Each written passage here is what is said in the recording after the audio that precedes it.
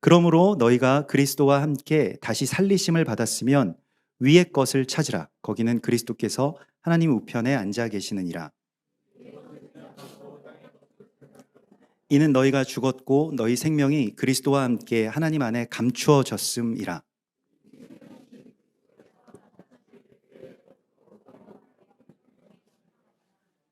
그러므로 땅에 있는 지체를 죽이라. 곧 음란과 부정과 사욕과 악한 정욕과 탐심이니 탐심은 우상 숭배니라. 너희도 전에 그 가운데 살 때에는 그 가운데서 행하였으나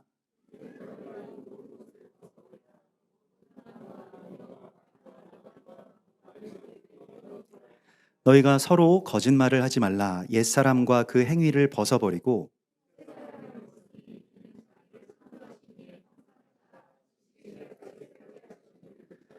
거기에는 헬라인이나 유대인이나 할레파나 무할레파나 야만인이나 스구디아인이나 종이나 자유인이 차별이 있을 수 없나니 오직 그리스도는 만유시요 만유 안에 계시니라.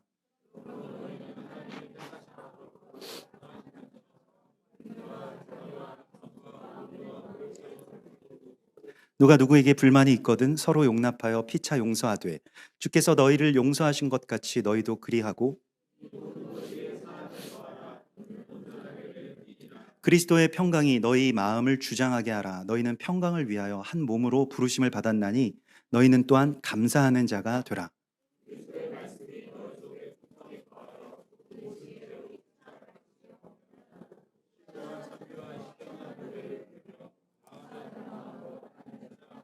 또 무엇을 하든지 말에나 일에나 다 주 예수의 이름으로 하고 그를 힘입어 하나님 아버지께 감사하라. 남편들아 아내를 사랑하며 괴롭게 하지 말라.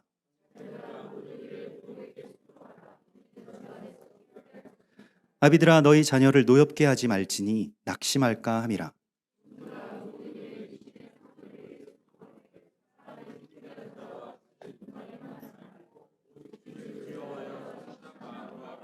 무슨 일을 하든지 마음을 다하여 주께 하듯 하고 사람에게 하듯 하지 말라.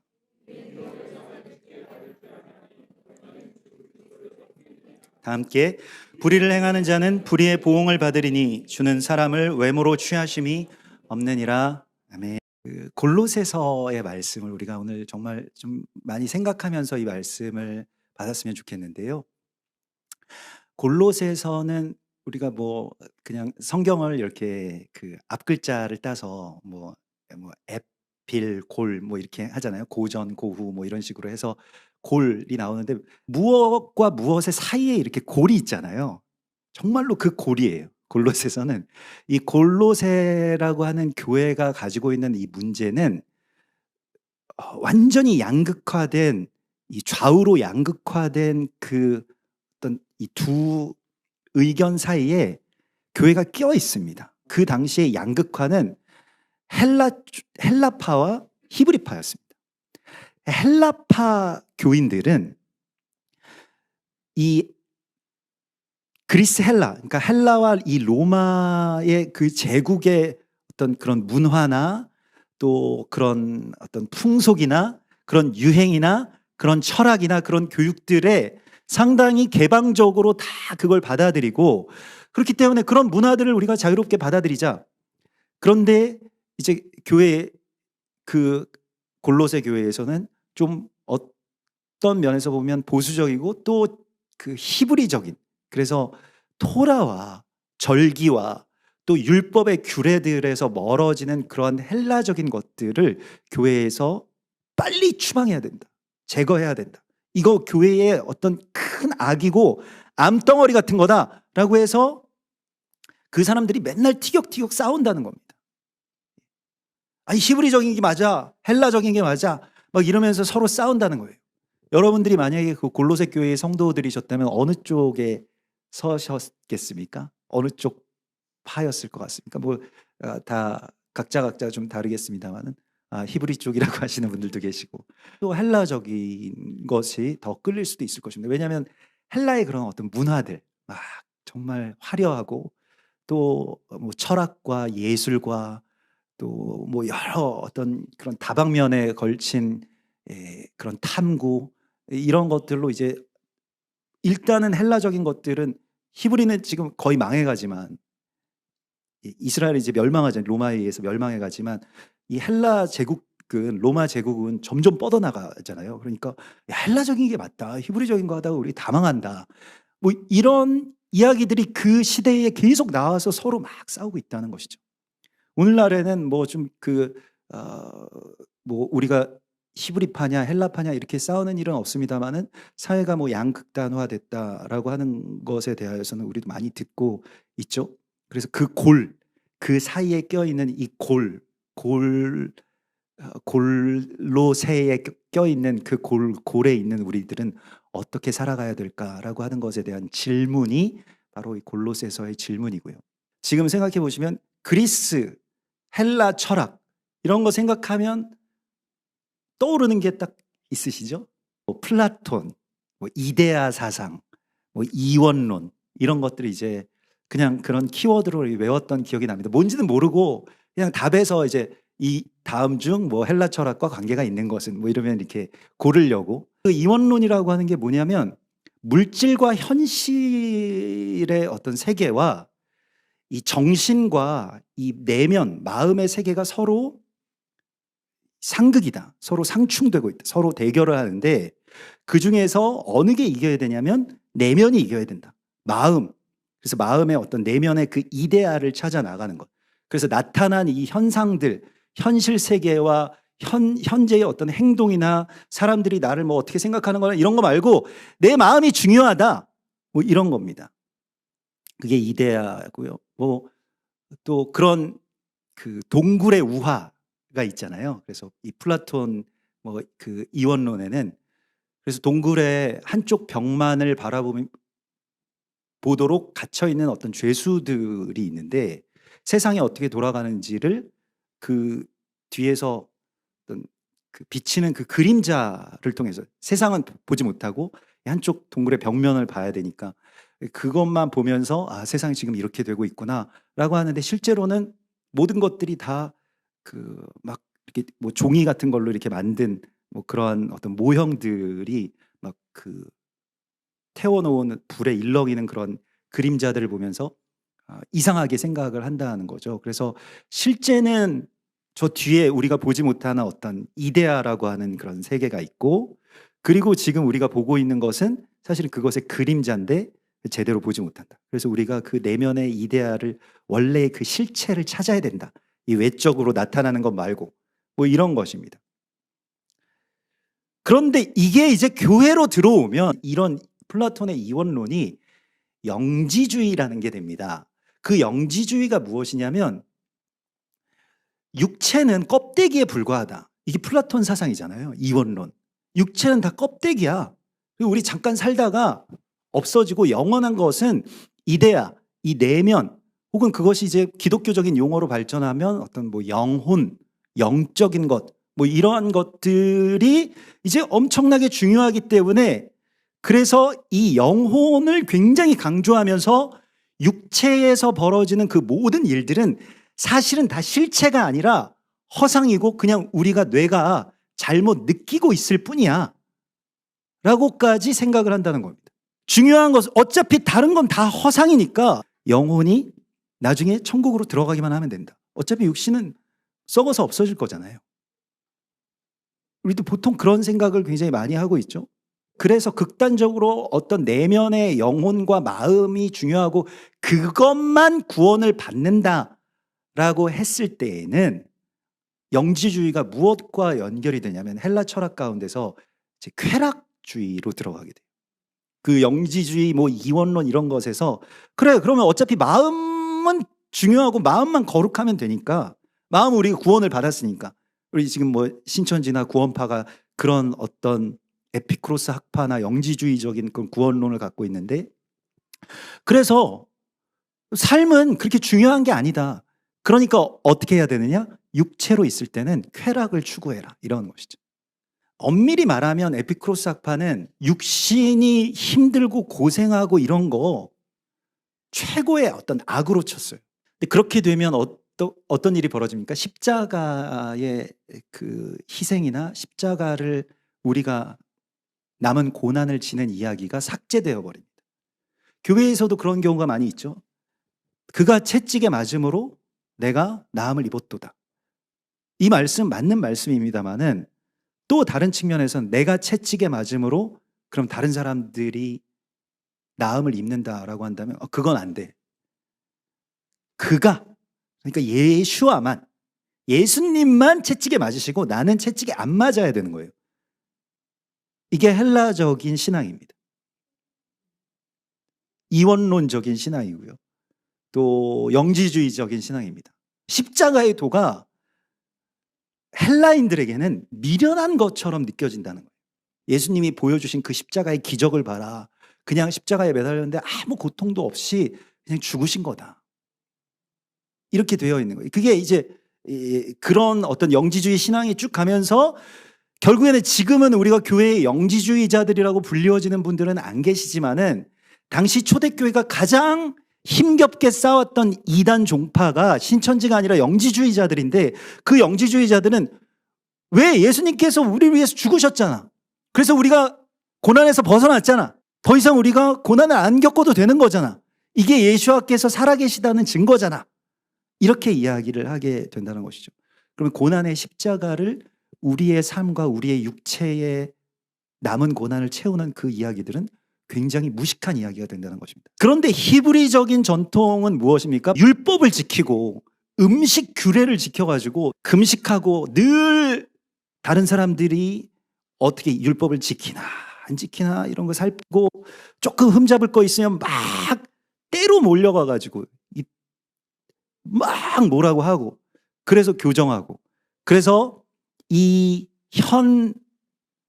현 세상을 하나님의 나라로 만들자 이런 거예요. 현재의 세상을 하나님으로 내 나라로 만들자라는 것은 참 좋은 이야기인데 그런데 그 방법이 무엇이냐면 율법을 가지고 사람들을 막 가서 막 잡는 거예요. 결국에는 사람들한테 계속 육체적인 어떤 절제 이걸 통해서 어떤 금욕 이런 것들을 통해서 우리가 예수와를 따라야지 막 에피쿠로스학과처럼 그렇게 막 살면 되냐.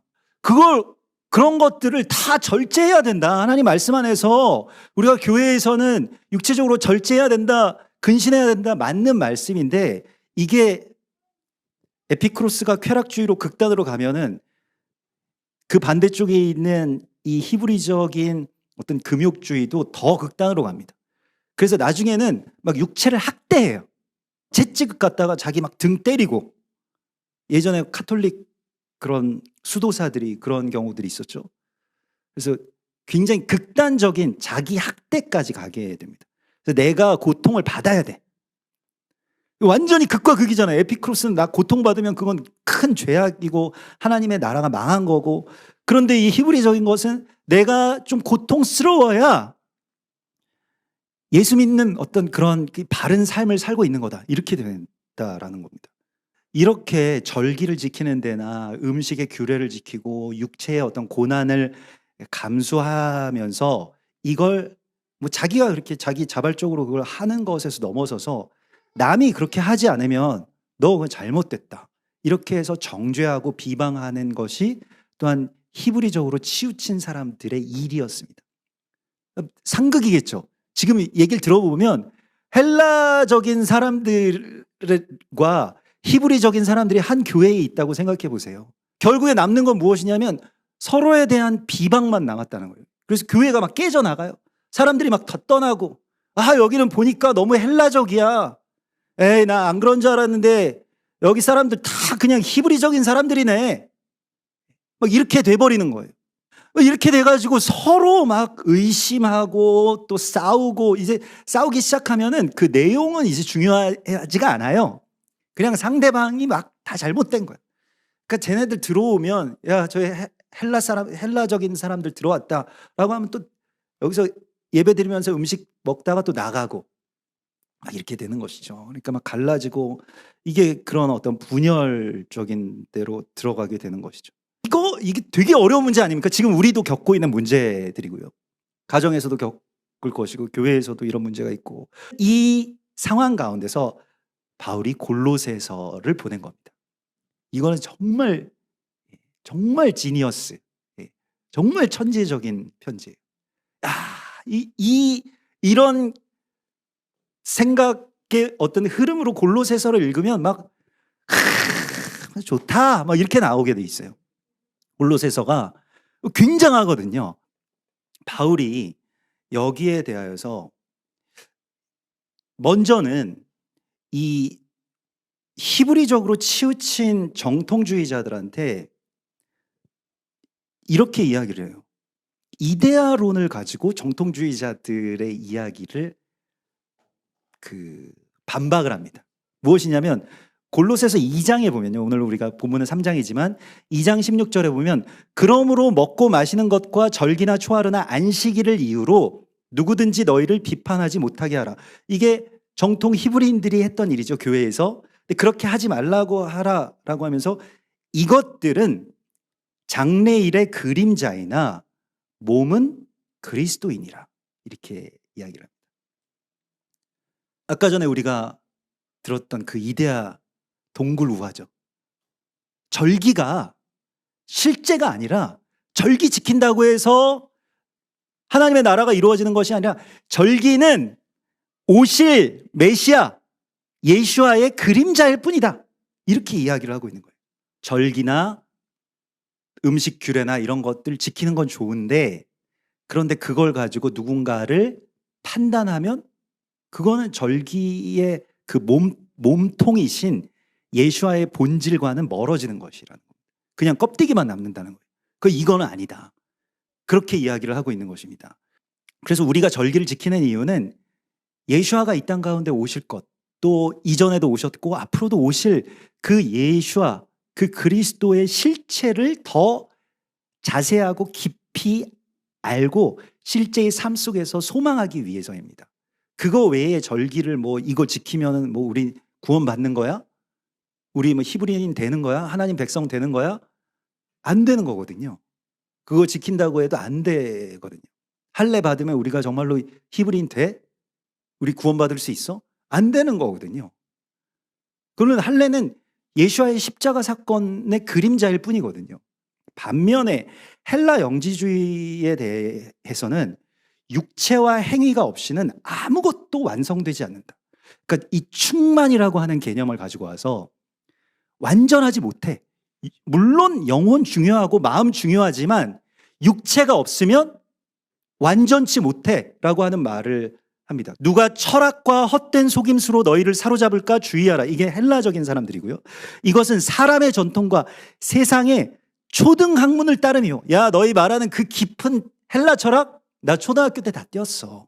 이건 사람의 전통과 세상의 초등학문을 따르며 그리스도를 따름이 아니니라. 그리스도 안에는 어떤 일이냐면 신성의 모든 충만이 육체로 거하시고 이렇게 되어 있습니다. 그러니까 신성, 마음, 영혼 이런 것이 그리스도 안에서 어떻게 완전해질 수 있었느냐? 하늘에 계신 그 어떤 영적인 존재가 인간의 육신을 입고 그 안에 들어왔을 때 그 충만, 그 완전함을 이루었다는 거예요. 그래서 육체는 오히려 불완전하고 불필요한 요소가 아니라 육체가 있어야만 정신도 있을 수 있다는 겁니다. 육체가 있어야만 영혼도 있을 수 있다는 거예요. 담을 그릇이 없으면 영혼은 그냥 귀신이 될 뿐입니다. 그냥 어떤 관념이 될 뿐이에요. 골로새서에서는 사실 육체가 실제로는 굉장히 중요한 거라고 하는 것을 말씀하십니다. 그리스도가 왜 육체로 오셨겠냐는 거예요. 육체 없는 정신이라고 하는 것이 있을 수 없고 육체 안에서만 우리는 충만함을 얻는다라고 하는 것입니다. 양쪽 모두 비판만 한다라고 하면 이거는 말씀이 아니죠. 이제 골로새서에서 말씀하고 있는 대안은 무엇입니까? 그게 골로새 3장입니다. 골로새 3장은 그래서 여기에서 양쪽으로 우쪽으로도 좌쪽으로도 치우치지 말고 갈 데 어디 없잖아요. 그럼 중립이냐? 중립도 아니래. 그럼 어디 가지? 이게 차원이 달라지는 거예요. 위가 있지 위. 위의 것을 찾으라. 그래서 골로새 3장 1절이 너희는 땅의 것 우로 가든 좌로 가든 뒤로 가든 앞으로 가든 다 똑같아. 위로 가야 돼. 여기에서 위의 것을 찾는 이 골로새 교회의 성도들에게 다른 대안은 우리가 지금 여기서 양쪽 뭐 어디가 옳다 그르다 이거 싸울 때가 아니라는 거예요. 다 옳죠? 어쩌면 다 그르죠? 그렇지만 우리는 위의 것을 찾아야 된다는 것입니다. 그러면 위의 것은 무엇이냐? 그래서 골로새 3장 1절에 그러므로 너희가 그리스도와 함께 다시 살리심을 받았으면 위의 것을 찾으라. 근데 그 위에는 어떤 일들이 벌어지고 있냐면요. 위에는 그리스도가 계신데 하나님 오른쪽에 앉아 계신대. 그리스도는 엄청난 분이시잖아요. 지금 여기에 오셔가지고 모든 문제를 싹 다 해결해 주실 수 있는 분이시잖아요. 그러니까 우리가 그리스도를 계속 기다리는 거 아니겠습니까? 그런데 왜 안 오시고 하나님 오른쪽에 왜 앉아 계세요? 지금 세상이 이렇게 난리인데 양쪽으로 막 다 갈리고 뭐 이리 쳐이고 저리 쳐이고 막 재난과 전쟁과 이런 것들 다 난리인데 근데 그리스도는 하나님 오른쪽에 그냥 가만히 앉아 계신대요. 그래서 그 감추어진 그리스도라고 하는 개념이 여기 나오게 됩니다. 그러니까 그리스도가 일부러 자기 자신을 감춰버리셨다는 거예요. 자기 자신을 이렇게 막 활동하셔가지고 문제를 막 해결해주고 야 너 뭐 필요해? 뭐 문제야? 이렇게 하지 않고 그냥 하나님 보좌 우편에 가서 앉으셨다는 거예요. 그렇게 부지런하게 막 뛰어다니시던 분이 지금 그 공생의 그 3년 동안의 기간에 그 이동하신 거리만 해도 도보로 다 다니셨을 거 아닙니까? 어마어마합니다. 매일 걸어 다니셨을 거예요, 아마. 그러면서 만나는 사람들 고쳐주시고 또 핍박도 받으시고 십자가에 달리시고 이런 분이 아무것도 안 하시고 하나님 보좌 우편에 앉으셨다. 그리고 너희는 그걸 찾으라. 하늘에 그리스도가 감추어진 이유에 대해서 생각해 보라는 거예요. 왜 예수와께서 부활하신 다음에 이 세상을 그냥 바로 통치하시면 되는데 통치 안 하시고 하늘로 올라가셨냐는 거예요. 올라가셔가지고 내려오실 생각도 안 하시고 왜 계속 앉아 계시냐는 거예요. 여러분 생각해 보셨습니까? 이런 생각을 우리가 잘 안 합니다. 왜냐하면 그냥 그러시니까 그런가 보다 했죠. 근데 이걸 생각을 한 거예요. 왜 가셨을까? 왜 예수와는 스스로를 감추어지기로 결단하셨을까? 그런데 감추어진 것은 나타나기 위해서 감추신 것이죠. 그래서 오늘 이 위의 것을 생각하고 땅의 것을 생각하지 말라. 이는 너희가 죽었고 너희 생명이 그리스도와 함께 하나님 안에 감추어졌음이라. 그래서 감추어졌는데요. 그리스도가 감추어진 이유는 어디에 감춰져 있냐면 여러분들 안에 감춰져 있다는 거예요. 그리스도가. 그래서 나타나시기 위해서 거기에 자신을 감추셨다는 겁니다. 우리 생명이신 그리스도께서 나타나실 그때에 너희도 그와 함께 영광 중에 나타나리라. 예수와께서 감추어지시기만 한 게 아니라 그렇게 앉아 계신 예수와께서 상징적으로 그럼 박제된 신으로서 그곳에 그냥 계속 앉아 계실 거냐? 그게 아니고 거기에 앉아 계신 이유는 우리를 통해서 여러분들을 통해서 나타나시기 위해서. 굉장히 놀라운 이야기예요. 그래서 우리는 어떻게 해야 되느냐? 히브리주의적인 사람들의 이야기들처럼 그러므로 땅에 있는 지체를 죽이라. 그런데 그 지체를 죽이는데 그 히브리적인 사람들이나 헬라적인 사람들은 다 자기 어떤 육체에 대해서 그래서 그 육체를 죽여라. 그런데 반대로 이야기하고 그거 아니고 마음을 죽이는 거야. 마음이 중요하다고 했는데 헬라 철학에서는 아니 몸이 중요하니까 일단 마음은 죽이자. 그래서 나의 안에 있는 어떤 탐심이라고 하는 것을 정욕이라고 하는 것을 죽이라. 그 내면에 있어서는 죽이라고 이야기를 하고요. 내면의 욕구가 삶의 동력이 되지 않게끔 하라는 겁니다. 그러면 내면을 죽이게 되면 어떻게 되냐면 그냥 거기에 없어지는 무의 세계가 있는 것이 아니라 예수와의 마음이 내게 채워지는 것이죠. 예수와의 마음을 내가 받아들이고 그 이전에 있는 것은 죽으면 되는 것이니까. 내 내면의 어떤 판단이나 정죄나 내가 막 누굴 뭐 욕하고 싶고 너 이렇게 살면 안 돼라고 말하고 싶은 그 모든 것들이 예수와의 권세로 말미암아서 예수와께서 힘을 주시거든요. 그래서 그걸 우리를 죽여주신다는 거예요. 아주 그냥 죽여줘요. 아시죠? 아주 그냥 죽여주신다는 거예요. 주님께서. 외면적인 것은 어떻게 해야 될까요? 외면적인 것은 옷을 갈아입어야 돼. 새 옷을 입어라. 이렇게 말씀. 헬라적인 생각과는 좀 반대로 외면적인 것이 마음을 바꿀 수 있다는 거예요. 기독교 시인 가운데 마크 벤 도런이라고 하는 분이 계신데 그분이 하신 말이 있어요. 성자가 되기 위해서는 성자처럼 행동하면 된다. 그러니까 돈키호테에서 우리가 배울 수 있는 것은 기사가 되기 위해서는 기사처럼 행동해야 된다는 것이다. 이런 이야기였어요. 그래서 우리가 사실은 우리의 어떤 믿음이나 신앙이 잘 연결어 가지고 행동으로 나오는 거라고 생각을 했는데 그게 아니고 반대라는 거예요. 무엇이냐면 행동이 많은 경우에 이 행동이 내면을 변화시킨다는 겁니다. 그렇게 살기 시작하면 된다는 거예요. 그렇게 예배하기 시작하면 된다는 겁니다. 그래서 외면적인 것들이 내면을 바꾸도록 하라. 새 옷을 입어라. 그런데 그 새 옷은 너희는 옛 생활, 옛 사람을 벗어버리고 10절에 보면 새 사람을 입었으니 이는 자기를 창조하신 이의 형상을 따라 지식에까지 새롭게 하심을 입은 자니라. 지식에까지 새롭게 내가 아는 헬라인이 이제 더 이상 헬라인이 아닌 거예요. 그래서 어떤 옷을 입으라고 말씀을 하시냐면 이 신상, 우리 한국교회도 이 신상 옷을 입어야 되는데 이게 바로 원류맨의 옷입니다. 그러므로 너희는 하나님이 택하사 거룩하고 사랑받는 자처럼 행하라. 이렇게 말씀하고 있어요. 너희는 거룩하고 사랑받는 자입니다. 이런 게 아니라 그런 것처럼 일단 행해. 먼저 그렇게 행하면 나중에 실체가 따라오게 되어 있다는 거예요. 그러니까 실체도 이 행함으로 인하여서 바꿀 수 있다는 것이죠. 우리가 그리스도를 찾으려면 그리스도처럼 행동하기 시작하면 거기서 찾아진다는 거예요. 사실 내 안에 하나님이 숨겨 놓으셨기 때문에 내가 그걸 열 수 있는 코드는 내 내면에 있는 게 아니라 오히려 우리는 육체가 있잖아요. 그걸 가지고 예수와께서 행하실 일들을 지금 행하라는 겁니다. 그러면 위에 계신 예수와를 발견할 수 있다는 거예요. 그걸 찾을 수가 있다는 것입니다. 이게 바로 양 옆으로 가지 말고 감추어지신 예수와를 찾으라는 거예요. 11절에 보면 그리스도는 오직 그리스도는 만유시요 만유 안에 계시니라. 여기서 우리도 만유의 주님, 만유를 통치하시고 만유의 주가 되신 그리스도는 익숙하잖아요. 그건 다 아시죠? 그런데 여기 골로새서에서는 그리스도는 만유의 주라고 나오지 않고 그리스도는, 이거 완전히 다른 말입니다. 그리스도는 만유이시다 이렇게 되어 있어요. 모든 존재 안에 그리스도가 계신다는 거예요. 그리스도는 만유이시고 만유 안에 계시니라.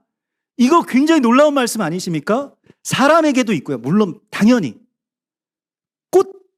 꽃한테도 있고 우리가 듣는 음악에도 있고 거기에 계신다는 거예요. 그리스도가. 그래서 그 안에서 우리가 그걸 찾기만 하면 된다는 겁니다. 우리가 이걸 찾는 거예요. 이제 위의 것을 계속해서 찾는 거, 감추어진 그리스도를 찾는 것입니다. 그래서 어디에서 찾느냐? 와, 이게 된다고 시리즈예요. 이제 18절에서부터 남편에게서 그리스도를 발견한대요. 와, 이게 된다고? 아내들아 남편에게 복종하라. 이는 주 안에서 마땅하니라. 복종이라는 것은요, 아래쪽으로 정렬시킨다는 거예요. 자기 자신을 스스로가. 그래서 남편에게서 그리스도를 발견하는 거예요. 이게 대단한 일이거든요. 여러분 발견하고 싶지 않으시죠? 네. 남편이 그리스도처럼 되면요 좀 힘들긴 힘들어요. 네. 제 아내가 늘 저한테 이야기를 하는데 왜 내가 자꾸 지지? 왜 당신한테 내가 질까? 약 오르는데 왜 자꾸 질까? 왜냐하면 저에게서 그리스도의 향기가 나기 때문입니다. 예, 본인은 모르겠지만 예, 이게 되는 거예요. 그 다음에 아내에게서 무엇을 봅니까? 십자가의 예수와를 봅니다. 아내에게서. 남편들아 아내를 사랑하며 괴롭게 하지 말라. 이 아내의 괴로움에 대하여서 이것이 그리스도의 어떤 십자가의 고난과 연결시키면서 그 아내의 그 고통이 그리스도 예수와께서 겪으시는 그 고통과 같다라고 하는 것에 대하여서 생각하라는 거예요. 우리가 다시 그것을 못 박을 수는 없는 것이잖아요. 그리고 부모님께 순종하는 것은 하나님께 기쁨이 된다라고 이야기를 하고 있어요. 자녀들아 부모에게 순종하라. 이는 주 안에서 하나님을 기쁘게 하시는 일이라. 순종이라고 하는 말을요, 휘포 아쿠오라고 하는데 휘포 아쿠오는 주의 깊게 듣는다는 뜻입니다. 그래서 내가 잘 들을 생각으로 듣는다는 거예요. 그냥 그래서 잘 들어주는 것에서부터 시작된다는 것입니다. 묻고. 그리고 21절에 아비들아 너희 자녀를 노엽게 하지 말지니 낙심할까 함이라. 그래서 누굴 노여워하시게 한다라고 하는 건 하나님에 대해서 하나님의 노여움을 산다 뭐 이런 거잖아요. 근데 자녀들이 그 정도라는 거예요. 자녀들을 노엽게 하지 말라는 거예요. 자녀들한테 막대하시는 분들이 있으시죠. 편하잖아요. 자녀들은 아기 때부터 받고 야 내가 네 기저귀 다 갈아줬어 뭐 이러잖아요. 그 우리 자녀들이잖아요. 그러니까 제일 사실은 막말을 하기가 쉽거든요. 그런데 그분들한테 정말 예의를 갖추어서 그분들이 노여워하시지 않도록 많이 애를 쓰라는 거예요. 이건 하나님을 경외하는 것과 연결이 됩니다. 하나님께 두렵고 떨리는 마음으로 우리가 나가잖아요. 자녀들에게는 그러십니까? 못 그러죠. 자녀들에게 두렵고 떨리는 마음이 있어야 됩니다. 그렇다고 막 우리 아들 무서워서 막 죽겠어 막 우리 딸 진짜 집에 안 왔으면 좋겠어 막 피해 다니시고 그런 거 말고요. 정말로 경외하는 마음으로. 그래서 그들이 낙심할까? 여기서 낙심이라고 번역된 말도요. 경노예요, 사실은 경노. 그러니까 그분들이 노엽게 돼서 막 화를 내는 것만큼은 피해야 된다는 겁니다. 이게 막아져야만 이 좋은 관계가 훨씬 더 중요하다는 거예요. 얘가 지금 뭘 아침에 일찍 일어나고 뭘 더하고 덜하고 성적이 올라가고 떨어지고 뭐 게임을 하니 안 하니 뭐 어디 가서 뭘 하니 안 하니 그런 게 중요한 게 아니고요. 그거는 우리가 어떻게 관여할 수 있는 게 아니에요. 성령께서 계속 옆에서 같이 있으셔서 그 보호해 주시는 수밖에 없습니다. 여러분들 계속 따라다니실 수 있으세요? 언제까지 사실 건데요? 그래서 계속 자녀들을 지키실 수 있습니까? 자녀들을 성령님께 맡기고 다만 우리는 자녀들에게 정말 존중하는 것. 이게 우리가 그 안에서 그리스도를 하나님을 발견하는 것이라는 거예요. 자녀들에게 두렵고 떨리는 마음을 회복하는 것이 예배입니다. 우리 그래서 잘 모셔야 돼요. 저도 저희 아이들을 잘 모셔야 된다고 생각을 하지만 또 어떨 때는 너무 편해져 가지고 야, 뭐 그러냐 막 이렇게 해 가지고 또 좀 편하게 이야기할 때도 있는데 혹시 자존심을 상하게 하진 않았을까? 이런 것들을. 사실은 엄마 친구 아들이라고 하는 그 용어가 괜히 생긴 게 아니잖아요. 나는 그럴 생각은 없었지만 야 근데 우리 아빠 친구 아들은 뭐 이렇게 한다더라. 뭐 어디 가 가지고 뭐 한다더라. 그러면 상대적으로 굉장히 막 위축되고 또 뭔가 이렇게 괴로워지는 것이죠. 그래서 이런 어떤 열등감이나 비교 이런 것들을 건드리지 말아야 됩니다. 자녀들에게 있어서 특별히요. 그리고 마지막으로 직장 상사에게서 하나님을 만나는 겁니다. 결국에는 이제 직장에 가 가지고 하나님께 하듯이 하는 그 종들이 지금보다 근무 환경이 훨씬 더 열악하고 급여는 굉장히 작았습니다. 최저 시급에도 미치지 못하는 그 종들이 이제 그 상전들에게 가서 죽게 하듯 하라. 와, 이게 된다고. 그래서 이게 된다는 겁니다. 그래서 이거를 하는 것이 우리가 새 옷을 입고 그리스도를 곳곳에 계신 만유에 계신 누구에게나 계신 그리스도를 찾아내는 거예요. 거룩한 사람에게서 예수와를 닮은 분들에게서 찾는 게 아니라 정말 우리 남편처럼 너무 부족함을 내가 너무 잘 알고 우리 아이들처럼 그 연약함과 또 부족함을 너무나도 잘 알지만 내가 그걸 찾아주는 자가 되는 것이라는 겁니다. 우리가 이걸 해야지 어느 게 옳다 어느 거 틀리다 이거 할 때가 아니라는 거예요. 그래서 너희는 위의 것을 찾는 자가 되라. 주님께서 우리를 그렇게 부르시고 여러분들을 그렇게 보내셨다라고 말씀을 하십니다. 같이 기도하겠습니다. 주님 감사합니다. 우리들